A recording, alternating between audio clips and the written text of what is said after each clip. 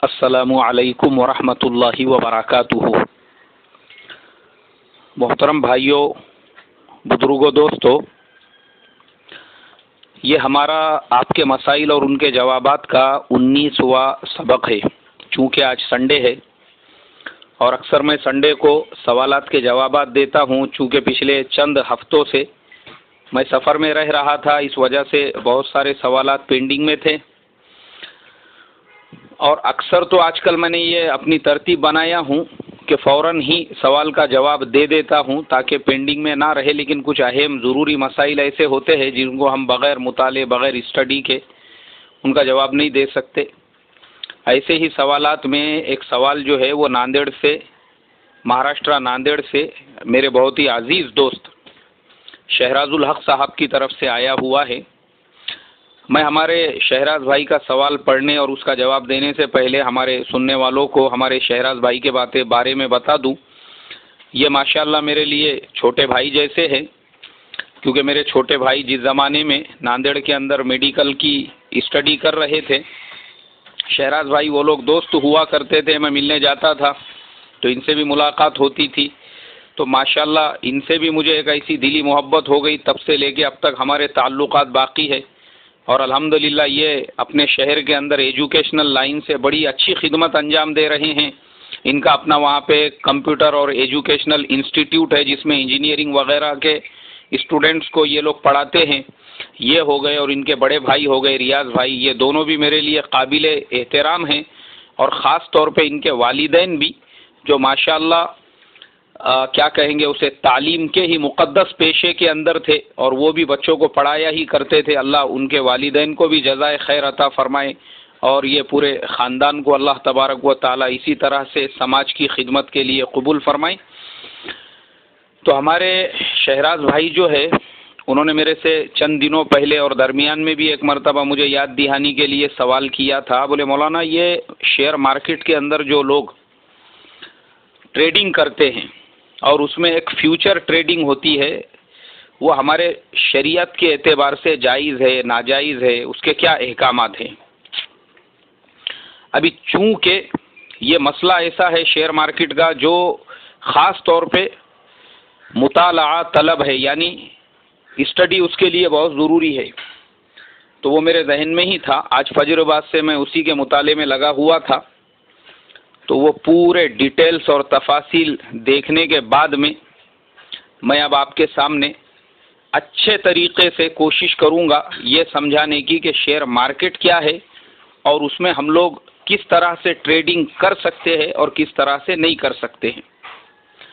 पहली चीज़ तो ये समझ लें कि देखो, हम लोग जो कारोबार करते हैं, बिजनेस करते हैं, अक्सर होता क्या है, हमारे पास में मूड़ी, पूंजी या पैसा कम पड़ जावे तो हम लोग एक दो पार्टनर अपने साथ में शामिल करते हैं कि भाई मेरा कारोबार थोड़ा बढ़ गया, एक और को पार्टनर ले लो। कभी कभी 2 पार्टनर, कभी 5 पार्टनर, कभी 10 से 15 पार्टनर हो जाते हैं। ख़ास तौर पे जो लोग करोड़ों का लेन देन करते हैं, जैसे ज़मीनों के प्लॉटिंग वगैरह के कारोबार, तो एक आदमी के पैसे से नहीं हो सकता है। तो ऐसे टाइम पे लोग क्या करते हैं, 10-10 और 15-15 पार्टनरों को साथ में लेते हैं और फिर उनका सबका एक नफ़ा तय होता है कि भाई जिसका जितना पैसा, उस परसेंटेज के हिसाब से वो नफ़े में हिस्सेदार। अब ऐसे ही जैसे छोटे कारोबार में हम लोग पार्टनर लेते हैं, वैसे ही बड़े कारोबार भी होते हैं। जैसे रिलायंस इंडस्ट्रीज़ है, जैसे आइडिया सेलुलर है, जैसे बजाज ऑटो है, जैसे हीरो होंडा है, जैसे डाबर है, जैसे हिंदुस्तान यूनिलीवर है, जैसे इलेक्ट्रॉनिक जो कंपनियां हैं बहुत सारी है। जैसे मिसाल के तौर पे हमारे रेलवे को जो पावर सप्लाई करती है भेल, यानी भारत हेवी इलेक्ट्रॉनिक लिमिटेड। तो ऐसी जो तमाम कंपनियां होती है, अब ये कंपनियां भी चूँकि इनके पास में भी उतना करोड़ों अरबों का सरमाया नहीं होता है, तो उसके लिए ये तरतीब कायम की गई है कि भाई बैंकों से लोन लेने की बजाय, अब मिसाल के तौर पे एक कंपनी है जिसे 100 करोड़ रुपयों की ज़रूरत पड़ रही है। 100 करोड़ रुपये के लिए अगर वो बैंक से लोन लेंगी तो लोन लेने के बाद में उसको 15% लोन का इंटरेस्ट, उसके बाद उसके ऊपर 4% का जो है उनको सर्विस टैक्स, उसके बाद में फिर वो इंटरेस्ट के ऊपर इंटरेस्ट, जिसको मराठी के अंदर हमारे यहाँ पे चक्री ब्याज कहते हैं, यानी सूद पे सूद। अब इस तरीके से करेंगे तो वो 25% तक चले जाता है। यानी 100 करोड़ अगर इन्होंने लिए है तो वो पहले तो 100 करोड़ में बिजनेस को सेट करना है। बिजनेस को सेट करने के बाद अब जो नफा आ रहा है उसमें इंटरेस्ट यानी सूद अदा करने में ही वो पैसा खत्म हो रहा है। अब होते होते बाद औकात ऐसा होता है कि कंपनी मेहनत कर रही है, कमा रही है, सब कुछ हो रहा है, लेकिन वो पूरा क्या पूरा पैसा हर महीने ब्याज अदा करने में जा रहा है। क्योंकि जब तुमने 100 करोड़ का कर्ज लिया हुआ है तो आपको 25 करोड़ उसका इंटरेस्ट अदा करना है, वो भी उस सूरत में जो आपने वक्त पर अदा किया, और अगर नहीं अदा किया तो वो और भी बढ़ सकता है। तो इसके लिए ये तरतीब कायम की गई कि भाई एक ऐसा निज़ाम, और ये आप लोगों को समझना चाहिए कि माशाअल्लाह ये हमारा इस्लामिक निज़ाम है, इसकी बुनियादें इस्लाम से जुड़ी हुई है। ये नबी पाक सल्लल्लाहु अलैहि वसल्लम की अहादीस में और कुरान की रोशनी में आपको मिलेगा, जिसके अंदर हमको 1450 साल पहले पार्टनरशिप के मसाइल सिखाए गए, गाइडलाइन किया गया हमको कि मुजारिबत किसे कहते हैं, मुशारिकत किसे कहते हैं। उन्हीं की रोशनी के अंदर फिर ये सिस्टम कायम हुआ कि बोले हम लोग भी वही करेंगे ना, पब्लिक को अपने साथ में शरीक करो, लोगों का भी पैसा लो, और पब्लिक को साथ में लेने के बाद में फिर उनको अपने साथ लेकर जो नफ़ा मिलेगा उसका, जिसका जितना पैसा होगा उस परसेंटेज के हिसाब से नफ़े का वो हिस्सा उसके अंदर तकसीम किया जाएगा। तो फिर यही कंपनियों ने किया। अब मैं आपको मोटी मिसाल देता हूँ, जैसे धीरू भाई अंबानी को ले लो। धीरू भाई अंबानी यमन के अंदर एक पेट्रोल पंप के ऊपर काम किया करते थे, लेकिन वहाँ पे उनके फॉर्मूला समझ में आया कि भाई ये जो मैं पेट्रोल की और जो डीजल की और ऑयल की लाइन में लगा हुआ हूँ, अगर मैं यही बिजनेस अपने कंट्री में, अपने मुल्क में डेवलप करता हूँ तो मैं ज़्यादा पैसा कमा सकता हूँ। उन्होंने वहाँ पर जो ऑयल रिसोर्सेस के जो लोग उससे कनेक्टेड थे उनसे रिलेशन कायम किया, उनसे ताल्लुकात बढ़ाए, और जब अपने मुल्क हिंदुस्तान में आए तो सबसे पहले उन्होंने कपड़े की यहाँ पे एक कंपनी खोली, कपड़े का एक कारखाना शुरू किया। लेकिन वो शुरू करने के लिए उनके पास में सरमाया और पैसा नहीं था, तो उन्होंने लोगों को 10-10 रुपये के हिसाब से अपने साथ में शेयर होल्डर बनाया कि भाई तुम 100 रुपये लगाएंगे, तुम यानी अपने शेयर का जो वैल्यू था वो 10 रुपये के हिसाब से तय करके लोगों को अपने साथ में लिया। किसी ने उनके साथ 100 रुपये इन्वेस्ट किया, किसी ने 1000 रुपये, किसी ने 10,000 रुपये। इस तरीके से करते करते उन्होंने रिलायंस इंडस्ट्रीज़ की बुनियाद रखी। बाद में वही कंपनी जो है ऑयल रिसोर्सेस के अंदर चली गई। और आपको मालूम होना चाहिए कि जो लोगों ने उन पे भरोसा करके उस ज़माने में 1000 रुपये लगाए थे, आज वो 1000 रुपये का सरमाया 100 करोड़ से ज़्यादा हो चुका है। उसका रीज़न ये है कि उसने उस टाइम पे 1970 के पीरियड में 1000 रुपये उसके अंदर इन्वेस्ट किए थे, लेकिन इन्होंने क्या किया, वो 1000 रुपये उससे लेकर और बाकी लोगों से लेकर उसको छोटे कारोबार में लगाया, फिर उसको और बड़ा बनाया, और उसका जो फेस वैल्यू था 10 रुपये शेयर का, अब वो आगे बढ़ते बढ़ते शेयर का रेट भी बढ़ता गया, वो स्प्लिट पे स्प्लिट होता गया, 1 के 2 हुए, 2 के 4 हुए, 4 के 8 हुए, 8 के 16 हुए। यानी जो एक आपको शेयर मिला हुआ था, मान लो 1000 रुपये पे किसी आदमी को अगर 100 शेयर मिले थे तो थोड़े सालों में वो 200 हुए, 200 के बाद 400 हुए, 400 के बाद 800 हुए, 800 के बाद 1600, उसके बाद में 3200। यानी शेयर भी बढ़ते गए और उसके साथ में जो शेयर का वैल्यू था, एक वक्त ऐसा आया था जो ज़माने में मैं मार्केट के अंदर जो है ट्रेडिंग किया करता था, रिलायंस इंडस्ट्री का शेयर 4400 रुपये में मिला करता था।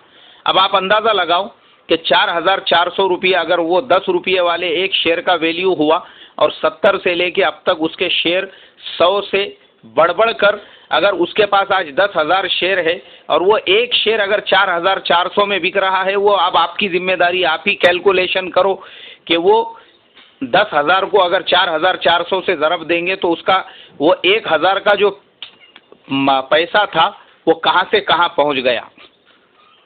तो ये मैंने आपको मिसाल देने के लिए बताया।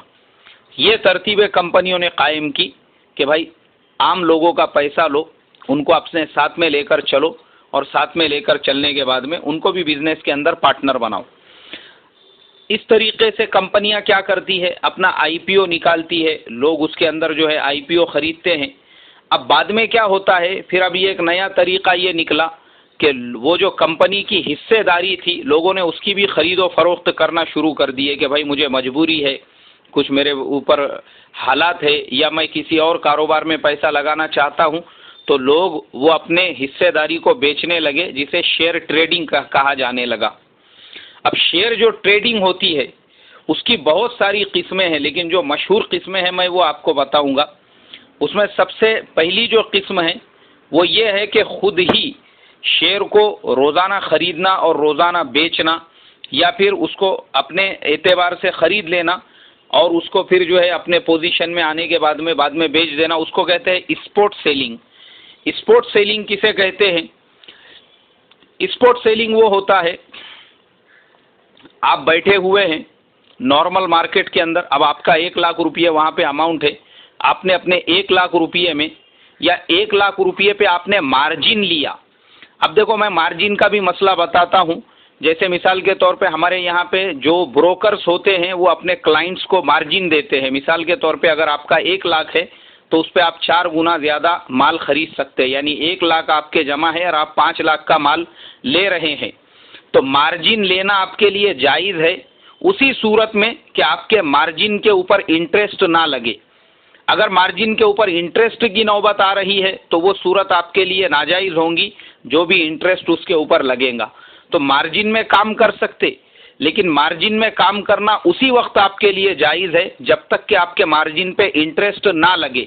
तो ये चीज़ का मार्जिन में काम करने वाले लोग ध्यान दें, तवज्जो दें। मान लो आपने मार्जिन भी लिया है, जायज़ है आपके लिए, और आप स्पॉट सेलिंग कर रहे हैं। अब स्पॉट सेलिंग में ऐसा होता है कि आपके दिल पे होता है, आप फिगर डाल सकते हैं शेयर का कि भाई ये शेयर मेरे अकाउंट में टाटा स्टील 500 बाय कर दो, टाटा मोटर्स 1,000 बाय कर दो, JSW स्टील 100 ले लो, रिलायंस इंडस्ट्रीज 50 ले लो, और आइडिया सेल्यूलर ये 2,000 ले लो। इस तरीके से अब आपने अलग अलग कैटेगरीज के अंदर अपने अकाउंट में बाय कर लिया। अब आप ये भी याद रखो कि जो चीज़ें आप बाय कर रहे हैं उसमें वही कंपनियां होनी चाहिए जो शराब का कारोबार ना करती हो, जैसे किंग फिशर वगैरह है। वही कंपनियां होनी चाहिए जो फिल्म वगैरह के लाइन से ना जुड़ी हुई हो, जैसे एडलॉप्स है, श्री अष्टविनायक वगैरह है।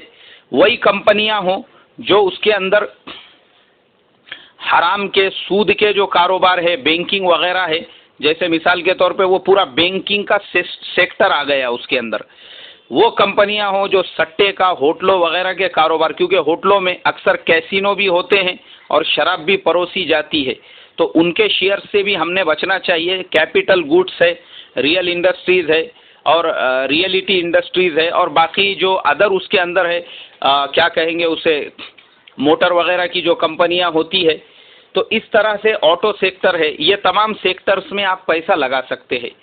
अब ये कैसे सेक्टर है, इन सेक्टरों के भी मसाइल ऐसे है कि अगर किसी कंपनी ने 33% तक किसी बैंक से लोन और कर्ज लिया हुआ है तो उसके शेयर आपके लिए खरीदना जायज़ है, उसमें भी कोई हर्ज नहीं है। अब ये कंपनियों के आपने ऑर्डर दे दिए तो इसे कहते हैं स्पॉट शेयर ट्रेडिंग, जिसके अंदर आप जितने चाहे वो ले रहे हैं, बेच रहे हैं। अब उसमें भी हमारे उलमा ये फरमाते हैं कि अगर आपने मॉर्निंग में बाय किया है और आपको दोपहर तक उसमें नफ़ा नज़र आ रहा है तो आप उसे सेल कर सकते हैं, कोई हर्ज नहीं है। शाम तक नफ़ा आ रहा है मार्केट के क्लोजिंग से पहले तो उसको भी सेल कर सकते हैं। अगर आपने अपने उसकी पोजीशन ले ली है, वो आपके अकाउंट में डिलीवर हो गया है 1-2 दिन के बाद, तो वो सेल करना ज़्यादा बेहतर है ताकि वो पूरी तरह से आपके कब्ज़े में आए। मगर चूंकि आजकल पूरा ऑनलाइन सिस्टम है तो जैसे ही आप बाय करते हैं वैसे ही वो आपके पोजीशन में आ जाता है, तो वैसा सेल करने में भी कोई हर्ज नहीं है अगर आपको उसी दिन के अंदर जो है उसमें प्रॉफिट हो रहा है। अब दूसरी ट्रेडिंग की सूरत होती है, उसे कहते हैं फ्यूचर ट्रेडिंग यानी फॉरवर्ड सेलिंग। इसमें क्या होता है कि इसके अंदर लॉट बने हुए होते हैं। आइडिया का लॉट 1,000 शेयर्स का, रिलायंस इंडस्ट्रीज का लॉट 200 शेयर्स का, बजाज ऑटो का लॉट 500 शेयर का, ऐसा इस तरीके से शेयर्स के लॉट होते हैं। अब वो एक एक जो लॉट होता है आप उसके अंदर अपनी तरफ से एक शेयर भी कम ज़्यादा नहीं कर सकते। दूसरी सूरत ये होती है कि बहुत कम मार्जिन में, यानी 20% अगर आपका पैसा है तो उसमें आप 80% यानी 100% का माल खरीद सकते हैं। लेकिन उसमें सूरत ये होती है कि हर मंथ की जो लास्ट फ्राइडे या लास्ट वेंसडे होता है उसमें आपको अपनी पोजीशन खाली करना पड़ती है, चाहे आप नफ़े में रहो या नुकसान में। शेयर मार्केट का कारोबार इसीलिए जायज़ है क्योंकि इसके अंदर आपके लिए नफ़े की भी सूरत है और नुकसान की भी है। इसमें सिर्फ नफ़ा नहीं है, नुकसान भी है, नफ़ा भी है, दोनों भी है। और इस्लाम में हर वो बिजनेस और हर वो कारोबार हलाल है जिसके अंदर नफ़ा नुकसान दोनों भी हो, लेकिन वो हराम चीज़ों का कारोबार ना करते हो।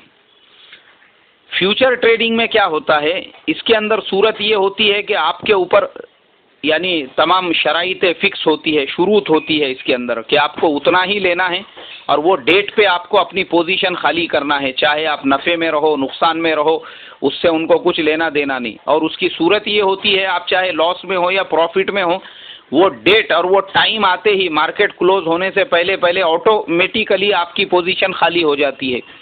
तो ये सूरत की वजह से हमारे जो उलामा हैं, जमहूर उलामा का इसके ऊपर फतवा ये है कि फ्यूचर ट्रेडिंग वो हलाल नहीं है, नाजायज़ है और हराम है, उससे बचना चाहिए। इसलिए कि ये सट्टे की और जुए की एक शक्ल है, इसलिए इससे हमने परहेज करना चाहिए और इससे एहतियात बरतना चाहिए। वरना होता ये है मेरे मोहतरम बुजुर्गों, वो मैं आपको बाद में बताऊंगा। अब और एक इसके अंदर होता है शॉर्ट सेलिंग। शॉर्ट सेलिंग क्या होती है वो भी मैं आपको बता दूं। इसमें होता ये है कि खरीदने वाला खरीदता नहीं है, पहले बेचता है और बाद में उसको खरीदता है। अब ये सूरत कैसी होती है, जैसे आप लोगों ने देखा होगा कभी कभी मार्केट ओपनिंग में ही जो है वो 200 पॉइंट नीचे, 500 पॉइंट, 1000 पॉइंट नीचे में ओपन होता है, इसलिए कि लोग उसमें शॉर्ट सेलिंग स्टार्ट कर देते हैं, शुरू कर देते हैं। माल को पहले बेचते हैं, उसके बाद वो और नीचे आने के बाद उसको बाय करते हैं ताकि वो जो बीच का डिफरेंस है वो उनको मिल सके। ये सूरत हमारे उलामा के नज़दीक नाजायज़ और हराम है। ये भी सट्टे की, जुए की एक शक्ल है, क्योंकि एक चीज़ आपने खरीदी ही नहीं तो आप उसको बेच कैसे सकते हैं। तो शॉर्ट सेलिंग से भी हमने बचना चाहिए। तो वो तमाम लोग जो शेयर मार्केट के कामकाज में लगे हैं, और ख़ास तौर पे हमारे शेराज भाई, इसलिए कि आप मेरे दोस्त नहीं, मेरे लिए भाई जैसे हैं, तो मेरा अपना जो पर्सनल मार्केट के लाइन का एक्सपीरियंस और तजुर्बा है वो बेस पे मैं आपको मशवरा यही दूंगा कि देखो, मार्केट से फ़ायदा उठाओ, फ़ायदा हासिल करो, लेकिन शरीयत के हुदूद में रहकर। मैं कुर्बान जाऊं हमारे इस्लामी अहकामात पर, और हमारे प्यारे नबी सल्लल्लाहु अलैहि वसल्लम ने 1450 साल पहले जो रहबरी रहनुमाई फरमा कर चले गए थे कि किस तरीके से ख़रीदो फरोख्त करना है। वाकई में भी अल्लाह के नबी का एक एक हुक्म आज के हमारे ऑनलाइन ट्रेडिंग के ज़माने में भी अगर हम फॉलो करेंगे, खुदा की कसम आप इससे फ़ायदा हासिल करेंगे। और अगर उन अहकामात को पसे पुश्त डालोगे और सट्टे और जुए वाली शक्ल में आओगे, जैसे शॉर्ट सेलिंग और इसी तरीके से फ्यूचर ट्रेडिंग है, तो मैंने इसमें ऐसे ऐसे लोगों को बर्बाद होते हुए देखा हूं कि बाज करोड़पति आज वो भिखारी पति बन चुके हैं। बाज वो लोग जिन्होंने लोगों का सरमाया जमा किए, लोगों से कहा कि शेयर मार्केट में ट्रेडिंग करके हम तुम्हारे को पैसा डबल करके देंगे। ऐसे भी बाज लोग हैं जिनके नाम पर दीन के लेबल लगे हुए हैं, लेकिन बेचारे जब शेयर मार्केट में आए तो उन्होंने दीन को ऐसा पोटले के अंदर बन के बाजू में फेंक दिए, क्योंकि उनको सामने पैसा जब नजर आने लगा अंधे बन गए वो। उन्होंने इसके 1 लाख, उसके 5 लाख, फलाने के 10 लाख, इससे 1 करोड़, ऐसा 10-15 करोड़ का सरमाया जमा करके अंधाधुन फ्यूचर ट्रेडिंग जब शुरू कर दिए, तो चूंकि जब अंधाधुंध आप कारोबार कर रहे हैं उसमें अंधाधुंध लॉस भी होना शुरू हुआ, और उसके बाद ये हालात पहुंचे कि जो रहने का घर था वो बेच के लोगों के पैसे देना पड़े। ससुराल वालों को अपने दामाद की इज्जत और इस्मत बचाने के लिए अपने घर बेचकर वो पैसे अदा करना पड़े। कर्जे लेकर घर के जेवरात मस्तूरात के बेच के लोगों के कर्जे आज तक वो लोग अदा कर रहे हैं। क्यों? इसलिए कि इन्होंने कुरान हदीस के अहकाम को और नबी पाक सल्लल्लाहु अलैहि वसल्लम के बताए हुए तरीके को पसे पुश्त डाल दिया, हराम तरीके से ट्रेडिंग करने लग गए। तो वो ज़माने में भी नुकसान होता था, आज भी नुकसान हो रहा है। तो इसलिए शेराज भाई, फ्यूचर ट्रेडिंग, शॉर्ट सेलिंग, इनसे बचते हुए जो स्पॉट ट्रेडिंग है आराम से आप उसमें फ़ायदा उठाओ, और जब भी कभी आपको उस लाइन से किसी भी राय मशवरे की ज़रूरत पड़े तो कोई प्रॉब्लम नहीं है, आप मुझे फ़ोन कर सकते हैं। और दूसरी बात, बाकी जो हमारे तमाम सुनने वाले हैं उनमें से जिन लोगों को ये नहीं समझ में आया तो वो मुझे माफ़ करे और वो ये समझ ले कि आज का सबक उनके लिए नहीं था। अल्लाह मुझे आपको अमल की तौफीक अता फरमाए। अस्सलामु अलैकुम व रहमतुल्लाहि व बरकातुहू।